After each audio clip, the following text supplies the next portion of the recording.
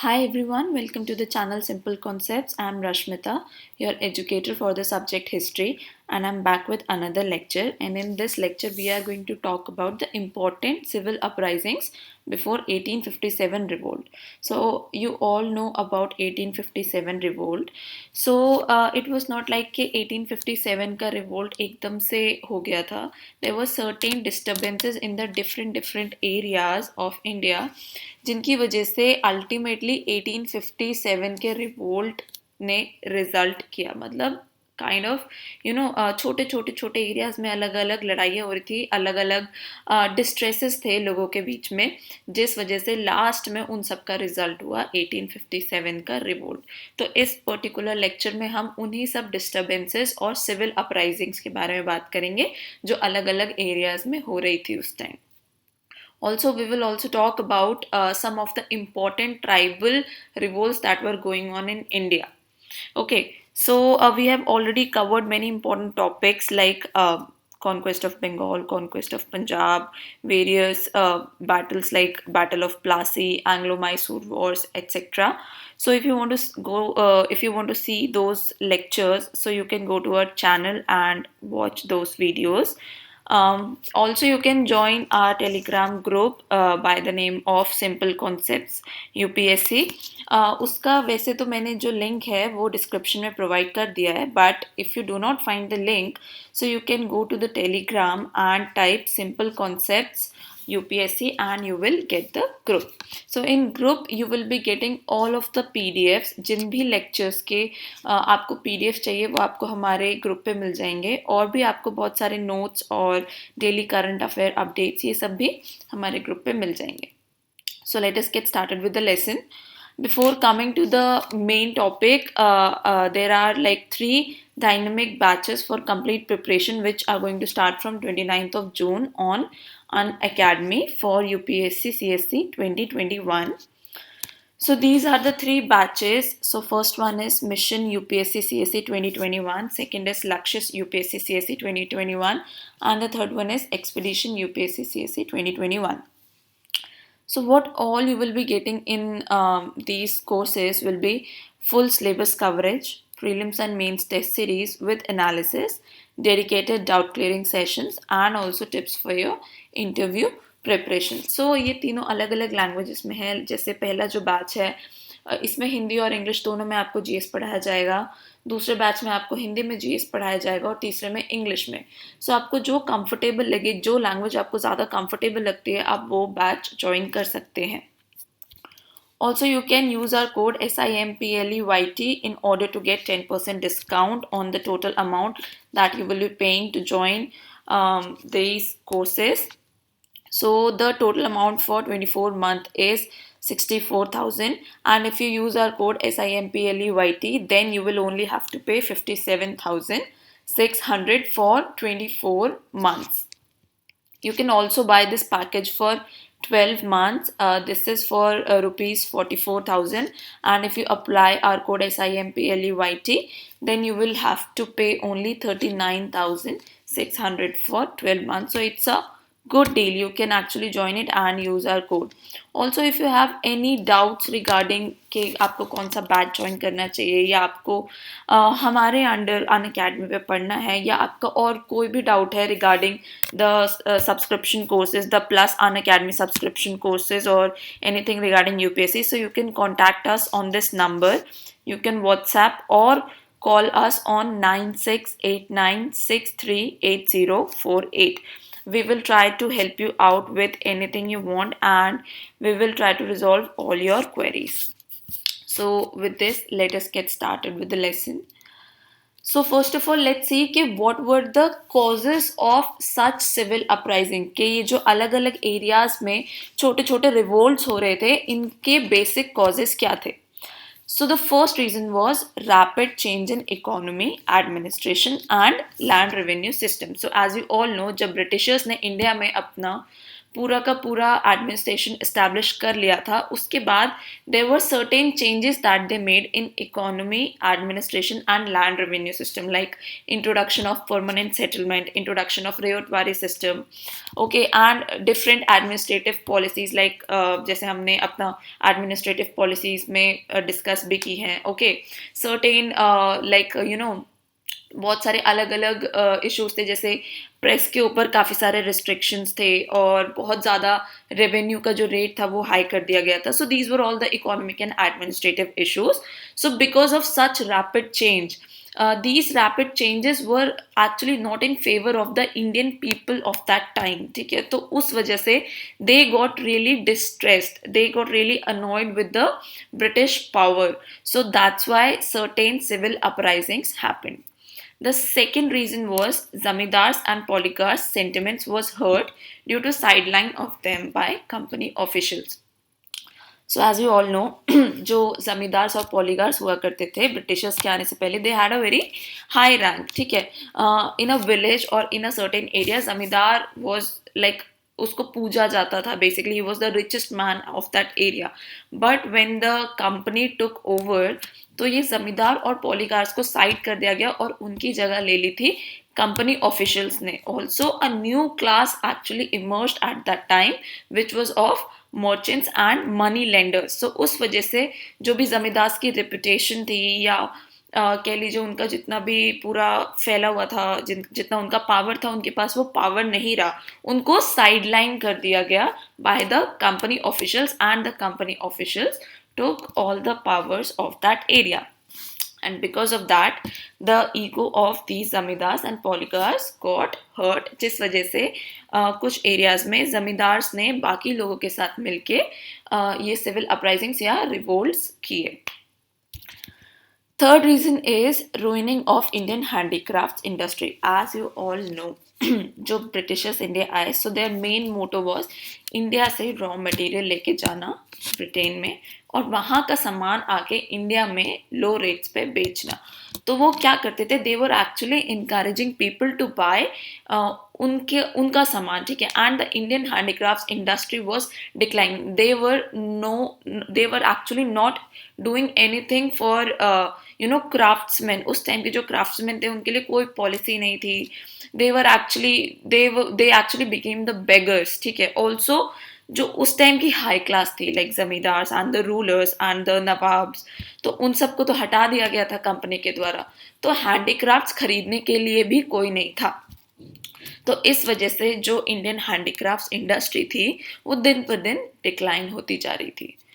The fourth reason was hatred by priestly castes. So there were priestly caste. Okay, so their main motto, like क्यों उनके sentiments hurt हुए थे, because जो English government थी, they were actually interfering in the religious matters of people. Okay, they were trying to abolish sati and different social evils, you can say.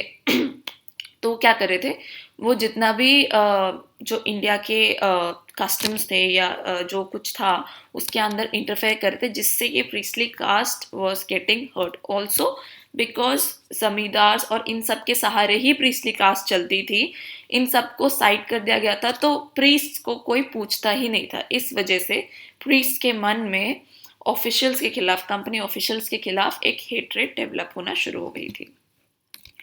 The fifth reason is foreign character of British rule. As you all know, because Britishers जो थे वो बाहर से आए थे, so the sentiments of people were hurt कि कोई बाहर का आदमी आके हमारे ऊपर कैसे रूल कर रहा है. So they were not actually ready to accept the British rule because they do not wanted कि कोई बाहर की जनता आके या बाहर के लोग आके हमारे ऊपर राज करे, because they do not know our traditions or anything and they cannot rule us better. जो हमारे खुद के लीडर्स हैं वो हमें ज़्यादा अच्छे से समझ सकते हैं, हमारी नीड्स को ज़्यादा अच्छे से समझ सकते हैं. सो इसीलिए the people of India were not ready to accept British rule and they were actually revolting against their rule. So if you see there was not one specific reason जिसकी वजह से एक एरिया में हो रहा था.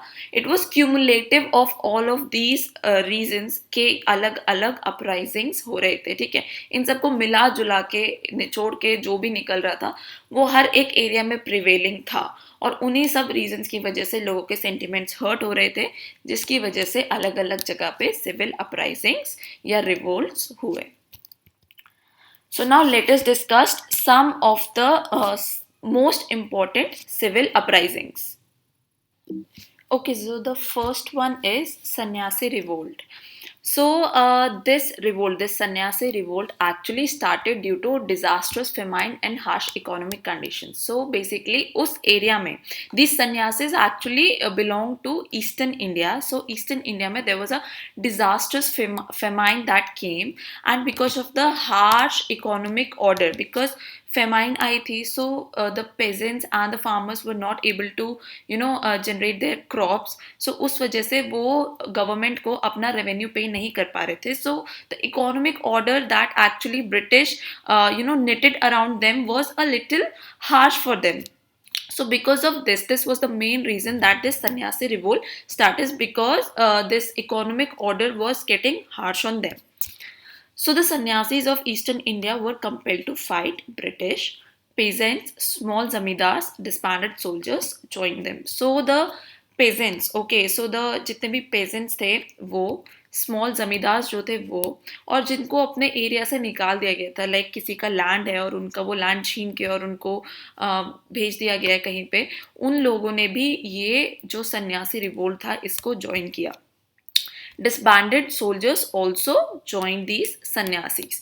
So इन लोगों ने क्या किया, इन सब ने मिलके एक करीब करीब फौज इकट्ठा करी, and then they started looting factories of the Britishers and they fought with the company soldiers.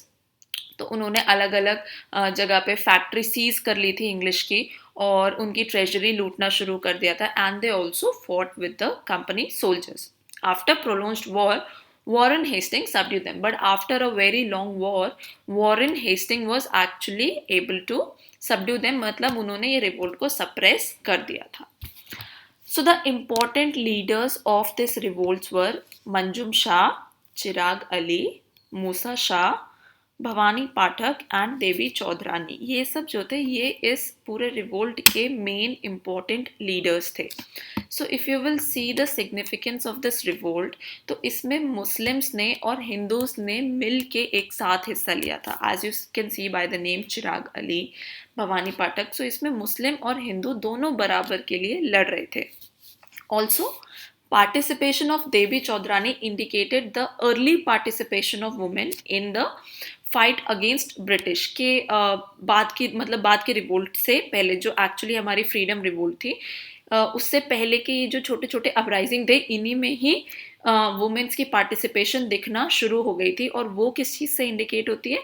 देवी चौधरानी के पार्टिसिपेशन से इस पर्टिकुलर रिवोल्ट में. सो बंकिम चंद्र चैटर्जी के द्वारा लिखी गई जो आनंद मठ है, ठीक है, आनंद मठ नॉवल जो है, it is also based on सन्यासी रिवोल्ट. उसका जो बैकग्राउंड है वो पूरा सन्यासी रिवोल्ट के ऊपर है. So as I have already told you, early women's participation was seen during this revolt. Also the Muslim and Hindu unity was seen during this revolt. Coming to the next revolt, so it is resistance of Kerala Varma Pazasi Raja. So as indicated by the name, this particular civil uprising happened in the area of Kerala.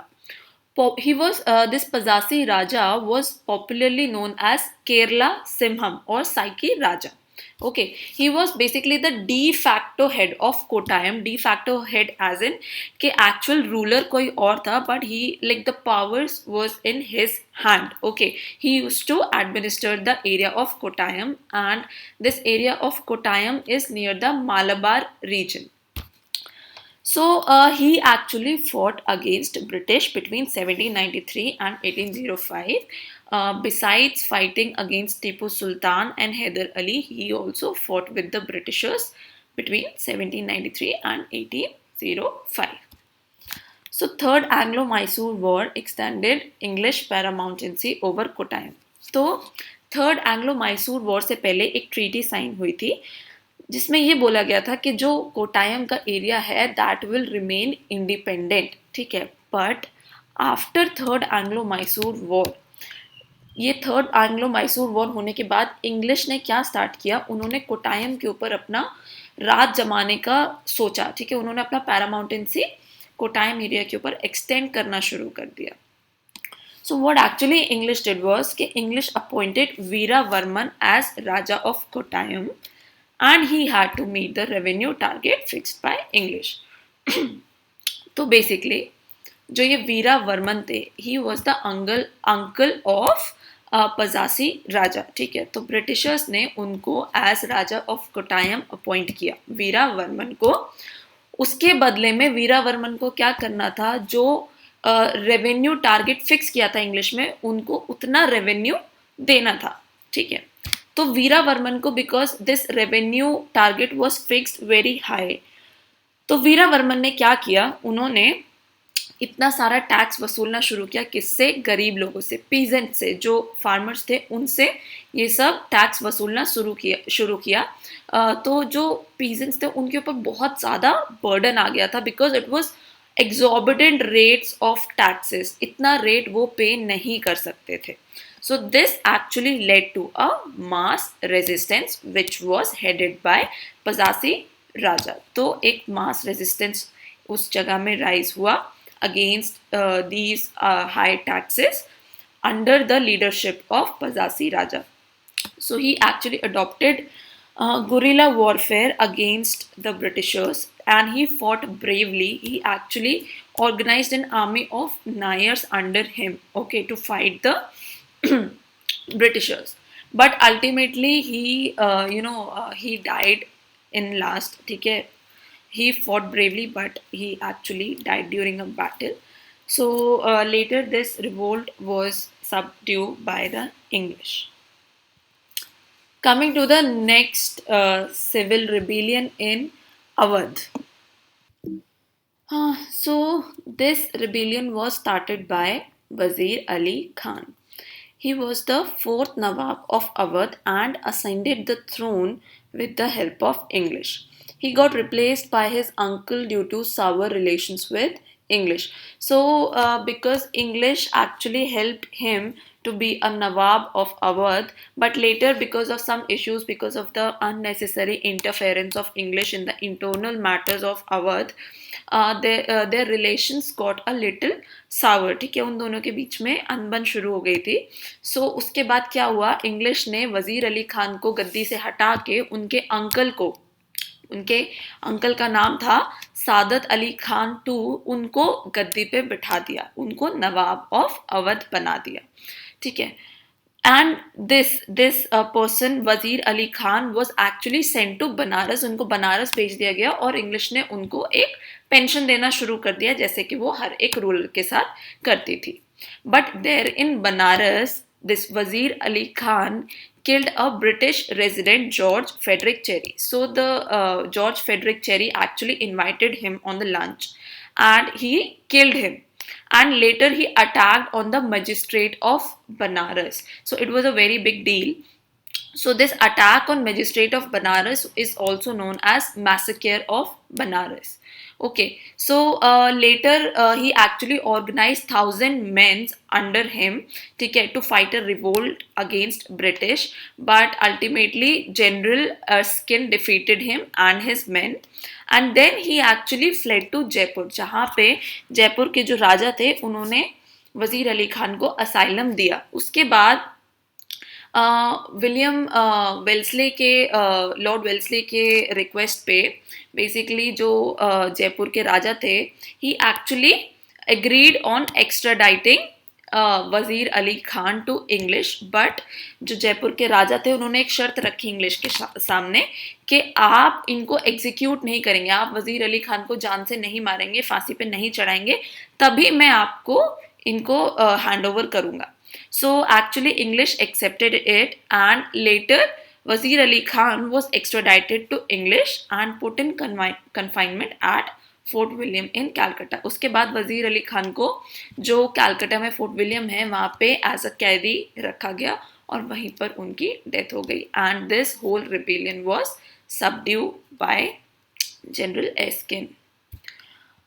Coming to the next revolt, it is Ahom revolt. So the basic of this revolt is British promised to withdraw from Assam, but instead they attempted to incorporate the Ahom's territory in company's dominion. तो इसमें क्या हुआ था, Britishers ने promise किया था कि वो आसाम से अपनी सारी मिलिट्री सारा सारा कुछ वापस ले लेंगे, बट इसकी बजाय उन्होंने क्या किया, they actually attempted to incorporate the Ahoms territory in company's dominion. उन्होंने अहोम का जो एरिया था उसको कंपनी के अंडर रखने की साजिश की. This led to rebellion under Gomdhar Konwar. So this Gomdhar Konwar was Ahom prince. Okay, so what happen was कि इन्होंने एक रिबेलियन स्टार्ट किया against the British. He gathered among he gathered his men to rebel against the British. So all the rebels assembled near Jorhat and made Gomadhar the king, and the battle was that the revolt was fought. Finally, the British handed over Upper Assam to Maharaja Purandar Singh Narendra, and part of the kingdom was resorted to Assamese king. And this is how this revolt ended. Next very important movement is Wahhabi movement. So this movement was basically founded by Sayyid Ahmad, and he was from Rai Bareli. So he was actually inspired by teachings of Abdul Wahab of Saudi Arabia and Shah Walilullah of Delhi. So this was basically an Islamic revitalist movement. तो इसके अंदर क्या था, actually जो सैयद अहमद थे ही कंडेम्डेड the western influence on इस्लाम. ठीक है, तो जो वेस्टर्न इन्फ्लुएंस बढ़ता जा रहा था इस्लाम के ऊपर, जो उसका इफेक्ट पड़ रहा था, he actually didn't agree to it. मतलब उनको उस चीज़ से बहुत ज़्यादा प्रॉब्लम होती and he wanted and Islamic revitalist movement के इस्लाम जो एक्चुअल फॉर्म में था वो वापस आ जाए. Sayyid Ahmad was declared as desired leader. So basically he was inspired by Abdul Wahab of Saudi Arabia, but in India Sayyid Ahmad was the leader of whole of this movement, and there were certain, this was kind of a secret movement. ठीक है, इसमें लोग मतलब secrecy में काम करते थे, open में आके नहीं. So there were certain khalifas who actually worked under Sayyid Ahmad, and they actually declared a jihad against Punjab. So the main motive of this whole movement was to increase the influence of Islam. ठीक है, तो उन्होंने क्या किया, जो Punjab area था वहाँ पे kind of jihad declare कर दिया. In India, its important centers were at Patna, though it also had missions in Hyderabad, Madras and Bengal. So first of all, इसका जो important center था that was in Patna, but in later years they also made their centers in Hyderabad, Madras and Bengal, and they actually, this whole movement actually started creating a dissent against the British, because पहले उन्होंने पंजाब के ऊपर जिहाद एक तरीके से declare किया था, बट लेटर जब पंजाब इंग्लिश के कब्जे में आ गया था तो उसके बाद उनका सोल मोटिव था कि इंग्लिश को वहाँ से हटाना और इस्लाम को इस्टेब्लिश करना. तो उन्होंने एक बहुत वाइड स्प्रेड मूवमेंट किया था, मतलब सिर्फ इंग्लिश के खिलाफ सेंटिमेंट्स लोगों के अंदर जगाने के लिए, बट इस पूरे मूवमेंट का बेसिक मोटो था to create a Islamic revitalist movement. Next is Kuka movement. So this particular Kuka movement was founded by Bhagat Jawahar Mal. He was also known as Sian Sahib in Western Punjab in 1840. Another important leader of this movement was Baba Ram Singh. So this Kuka movement basically generated in Western Punjab area. Okay, and after the founder of this movement died, after Bhagat Jawahar Mal, this whole movement was led by Baba Ram Singh. So he is also the founder of Namdhari sect. ठीक है, अगर आपने इसके बारे में सुना होगा तो. So initially it was a religious purification campaign, but when the English took over Punjab, it became a political campaign. So when the English took over Punjab, they actually started feeling dissent, and their main motto became कि English power को हटा के पंजाब से और Sikh power को वापस लेके आना है. So the main objectives of this particular movement was abolition of caste among Sikhs, discouraging consumption of alcohol and meat, widow remarriage, encouraging women to step out, and they wanted to remove British power. तो ये जो abolition of caste ये सब है, this is like the religion purification method जो initially उनका motive था. सो इसमें वो चाहते थे कि जो भी कास्ट सिस्टम है अमंग सिख्स उसको ख़त्म कर दिया जाए, जो भी कंजम्पशन ऑफ अल्कोहल और मीट है सिख के अमंग उसको भी ख़त्म कर दिया जाए, विडो रीमैरिज को बढ़ावा दिया जाए और वुमेन्स को इनकरेज किया जाए कि वो अपने घरों से बाहर निकले. सो what they basically did was कि उन्होंने जो जितना भी इंग्लिश के कपड़े या टेक्सटाइल जो भी आता था उसको डिस्बैंड करके उन्होंने खुद का कपड़ा यूज़ करना शुरू किया, उन्होंने इंडियन प्रोडक्ट्स यूज़ करने शुरू किए. सो if you will see this is like the boycott movement जो हमारा हुआ था बाद में जब इंडिपेंडेंस की बात आई थी. तो this was like the initial step to that boycott और स्वदेशी मूवमेंट. ठीक है, तो this was the whole Kuka movement and what happened in this Kuka movement. But later actually Britishers को जब ये पता चला कि मूवमेंट बहुत ज़्यादा ग्रो कर रहा है तो they took certain steps and they actually crush this movement and they deported Baba Ram Singh to Rangoon. उन्होंने उनको रंगून भेज दिया.